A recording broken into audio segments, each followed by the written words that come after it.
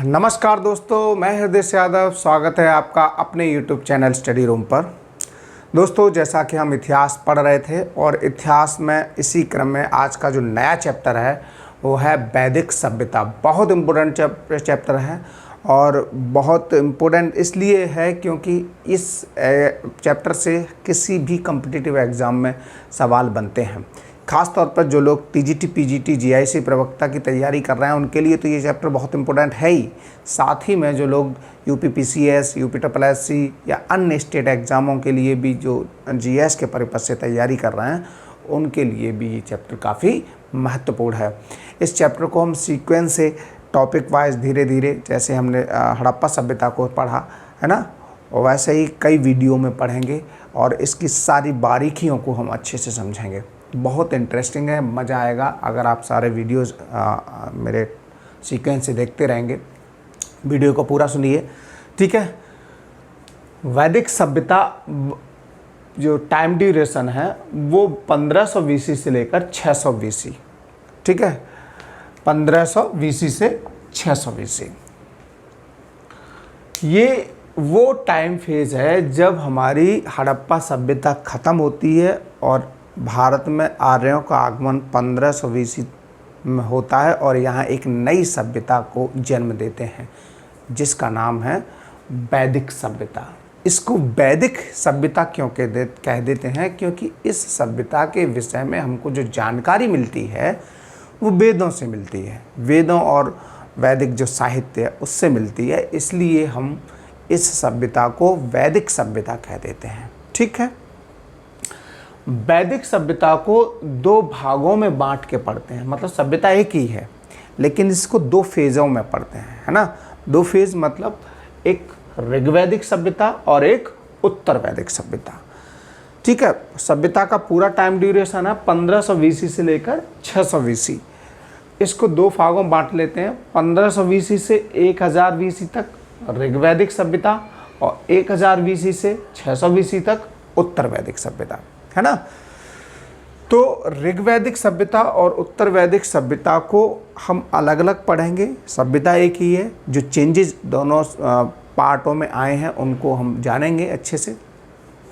इसको ऋग्वैदिक सभ्यता इसलिए कह देते हैं क्योंकि इस समय के विषय में, मतलब इस टाइम ड्यूरेशन में जो भी हमको जानकारी मिलती है वैदिक सभ्यता के बारे में वो हमको ऋग्वेद से मिलती है।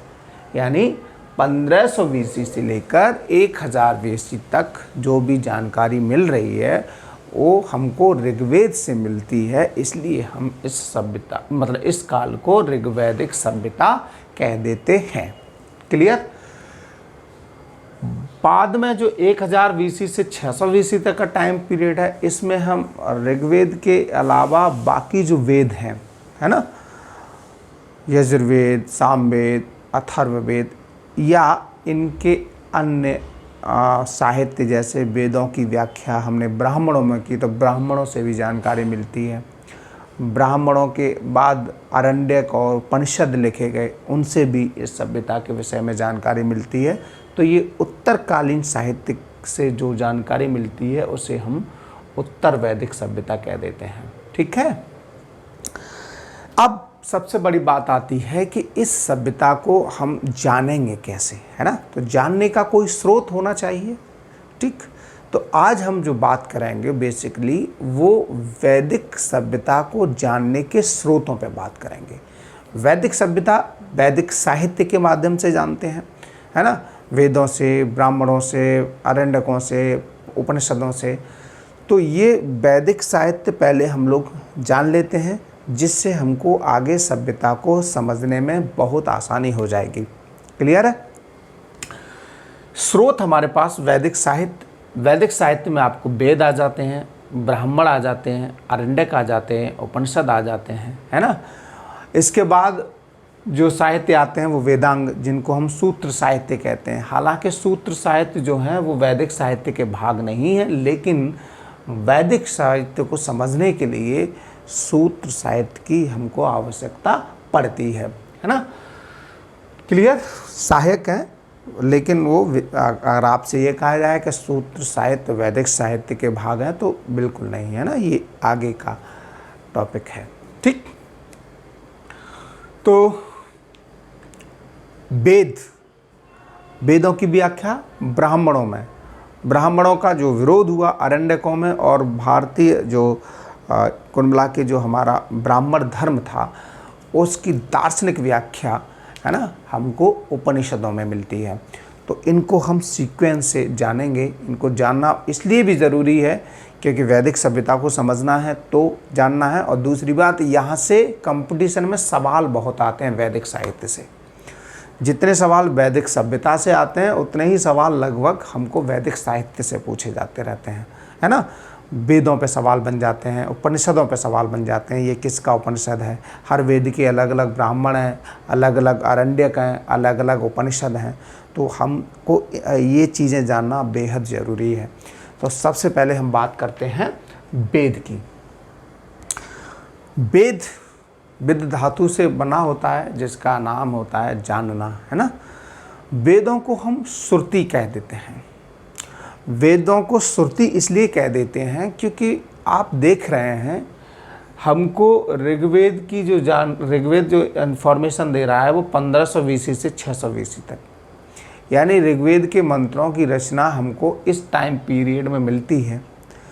वेदों के मंत्रों की रचना पहले हो गई थी, लेकिन लेखन पद्धति के अभाव में ये जो मंत्र थे वो ऑरली मौखिक रूप से आगे चलते रहे सुनने के माध्यम से। जैसे आप मान लो मैंने आपको कोई ज्ञान दिया और आपने सुन लिया, क्योंकि लेखन शैली अभी विकसित नहीं हुई है लेखन पद्धति, तो आप लिख नहीं सकते हैं। जितना आप सुन लेंगे समझ लेंगे वो ज्ञान आप नेक्स्ट पीढ़ी को ट्रांसफ़र कर देंगे, है ना। ऐसे ही पीढ़ी दर पीढ़ी जो वेदों का ज्ञान था, वेदों के मंत्रों का उच्चारण था, वो पीढ़ी दर पीढ़ी सुनने के माध्यम से आगे बढ़ता रहा। इसलिए वेदों को श्रुति कह देते हैं। जब बाद में 600 और 550 BC के आसपास जब लेखन पद्धति का विकास हुआ, तब महर्षि वेद व्यास जी ने वेदों का संकलन किया। वेदों की रचना नहीं की, वेदों का संकलन किया। संकलन मतलब यह है कि जो भी मंत्र थे, है ना, वेदों के, उनको लिपिबद्ध कर दिया कैटेगराइज करके, ठीक है। जिससे आने वाली पीढ़ी, क्योंकि ज़रूरी नहीं है कि जो ज्ञान हम मान लो मेरे पास है वो आपको मैं दूं और उसको हूबहू आप एक्सेप्ट कर लें, है ना, और आप अगली वाली पीढ़ी को वैसा ही का वैसा ट्रांसफ़र कर दें, ज़रूरी नहीं होता है। तो ऐसी स्थिति में इस ज्ञान को बनाए रखने के लिए, इसको संजोए रखने के लिए महर्षि वेद व्यास जी ने वेदों का संकलन किया, ठीक है।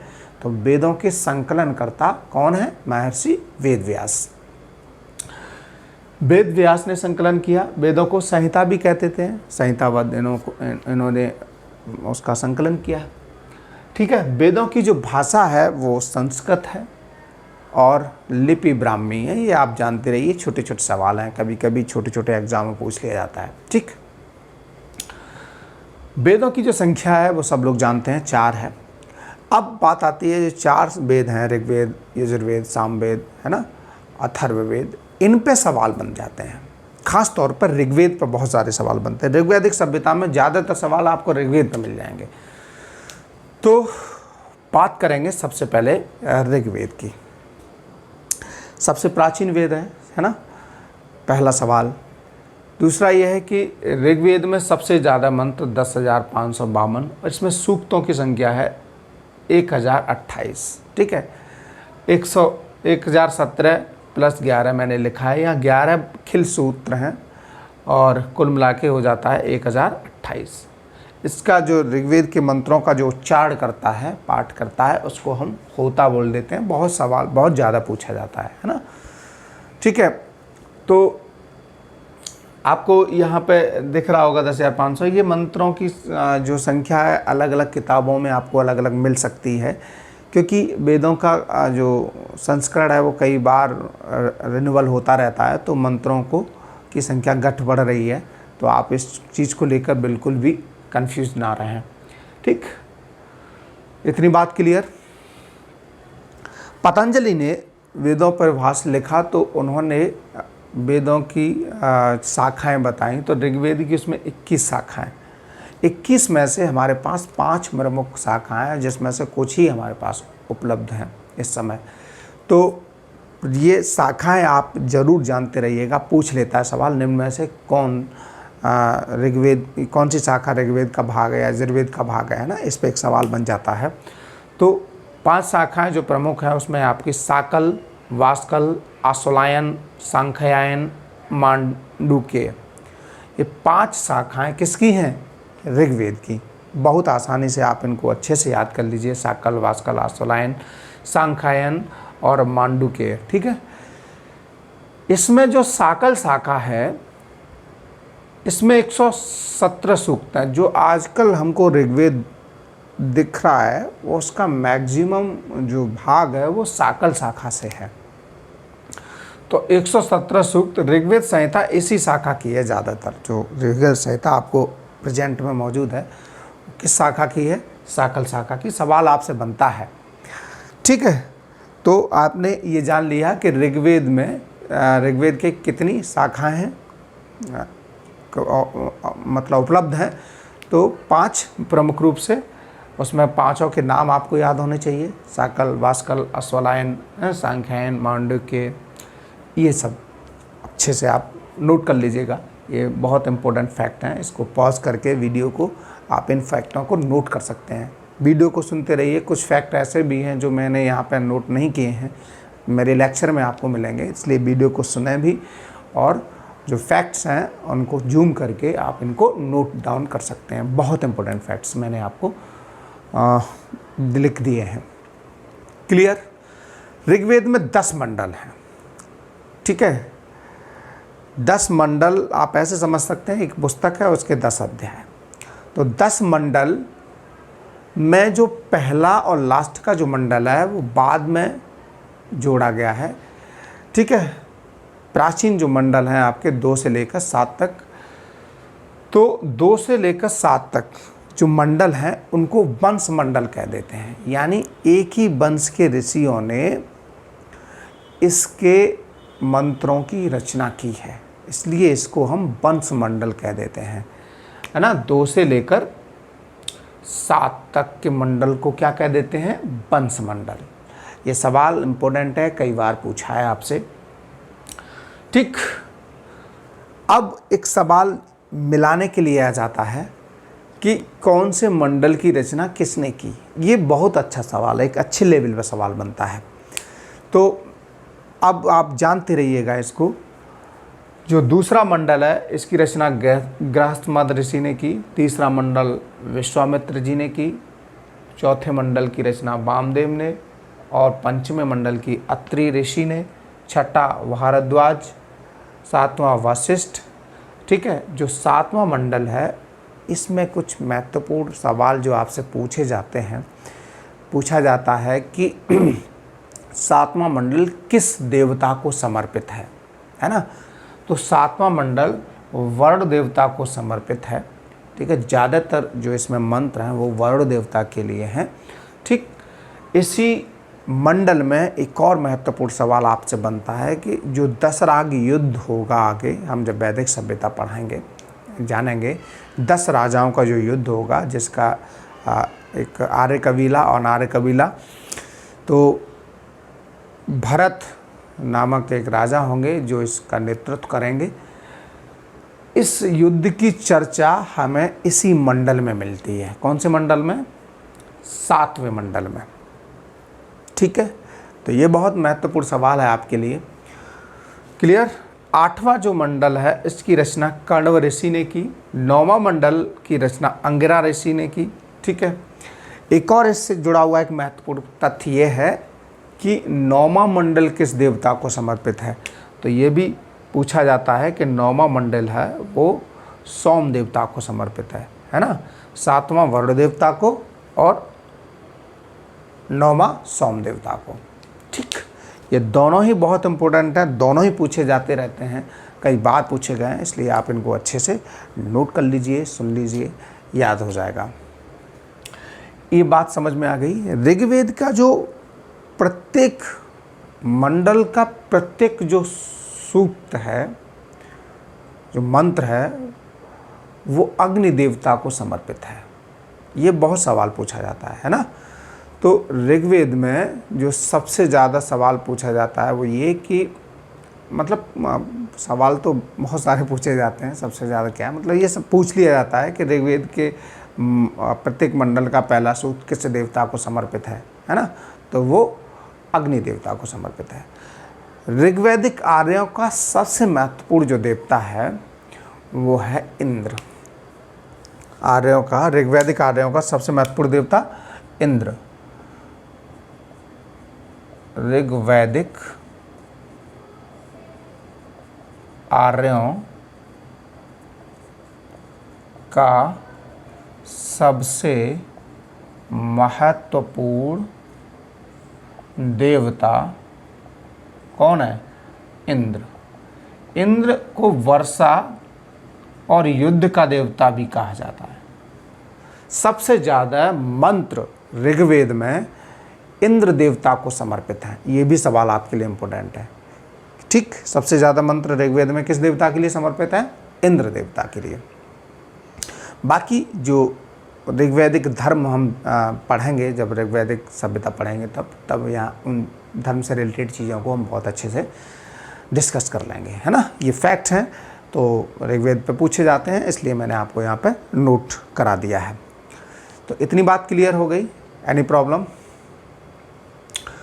अब बात कर लेते हैं ऋग्वेद से संबंधित कुछ ऐसे तथ्य हैं जो पूछ लिया जाता है कि इनका चर्चा कहाँ मिलती है, जो महत्वपूर्ण तथ्य हैं और हमेशा ये पूछे जाते रहते हैं। और टीजीटी, पीजीटी, जीआईसी प्रवक्ता के लिए महत्वपूर्ण तथ्य हैं। वो ये है कि पूछ लिया जाता है कि जैसे ऋग्वेद के संवाद सूक्त में भारतीय नाटक के प्रारंभिक सूत्र मिलते हैं।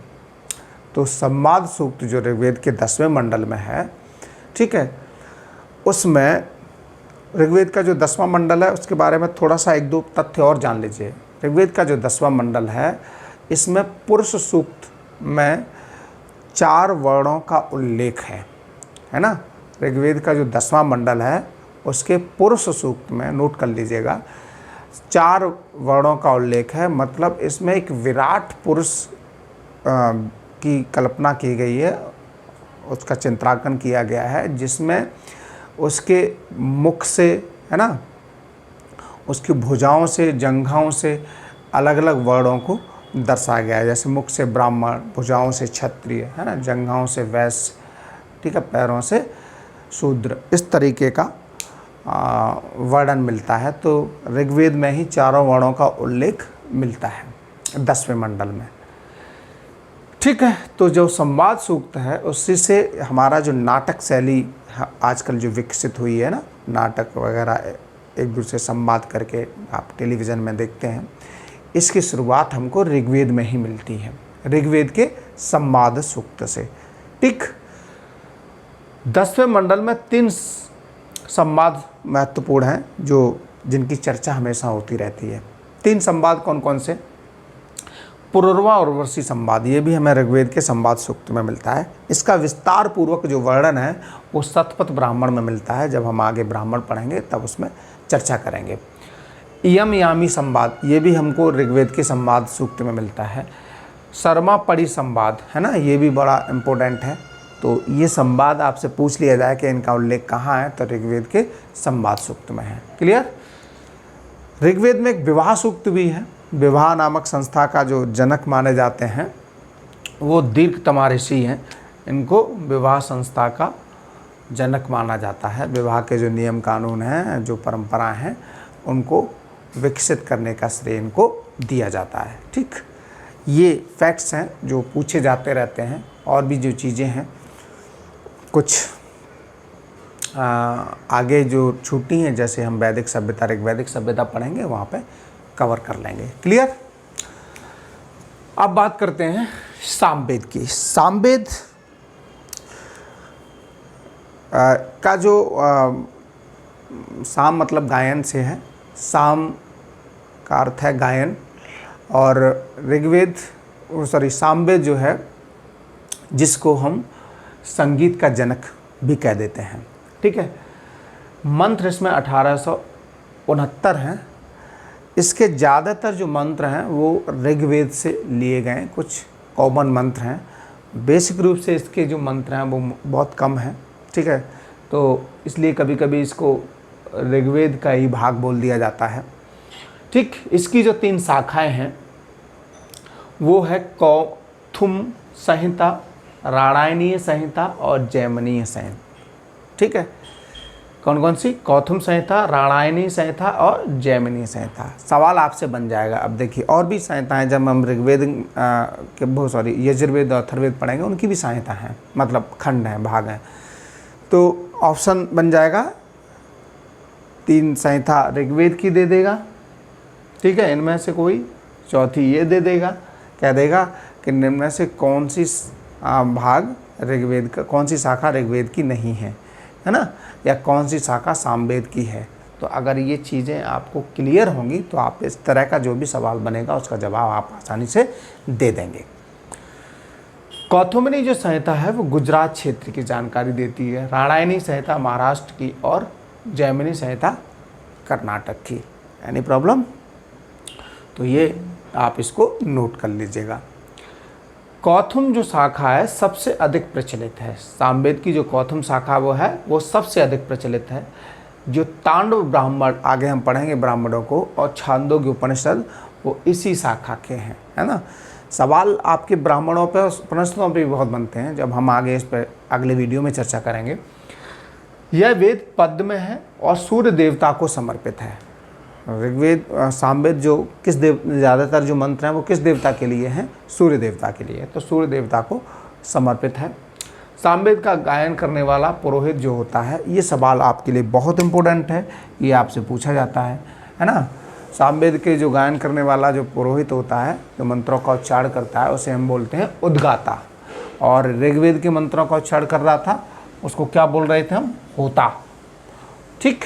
तो इनको आप जानते रहिए, कभी कभी मिलाने के लिए दे दिया जाता है।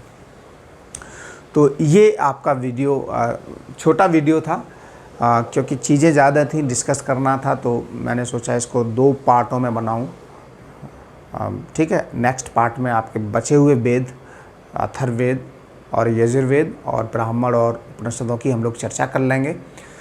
तो आज के लिए इतना ही। वीडियो अगर अच्छा लगा हो दोस्तों तो इसको शेयर कर दीजिए, और जो भी मित्र इस वीडियो को देख रहे हैं, पहली बार देख रहे हैं, या जो लोग देखते हैं, कृपया इसको सब्सक्राइब ज़रूर कर लें। ये बहुत इम्पोर्टेंट चीज़ें हैं। आपको इसका कोई मैं चार्ज नहीं ले रहा हूँ, आपको जितना हो सकता है मैं चीज़ें आपको उपलब्ध कराने की कोशिश कर रहा हूँ, जिससे आपकी तैयारी में एक गुणात्मक परिवर्तन आ सके, ठीक है। इस चैनल को सब्सक्राइब कर लीजिए। जो भी मित्र आपके हैं जो तैयारी कर रहे हैं, उन लोगों को भी सब्सक्राइब करवाइए, उनको भेजिए, शेयर करिए, है ना। अच्छा लगता है तो लाइक और कमेंट कर दीजिए। Thank you. नेक्स्ट वीडियो मिलते हैं। नमस्कार।